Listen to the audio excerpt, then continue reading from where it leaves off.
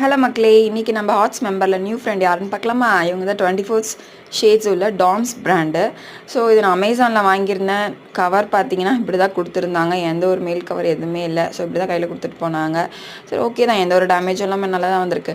இதோட ரேட் பார்த்தீங்கன்னா அதில் 300 போட்டிருக்காங்க. நான் அமேசானில் 250க்கு நான் இதை வாங்கியிருந்தேன்.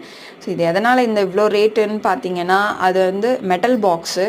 ஸோ மெட்டலுமே நல்லா ஸ்ட்ராங்காக நல்லா தான் இருந்தது. ஸோ இதுக்கு இது ஓகே தான்.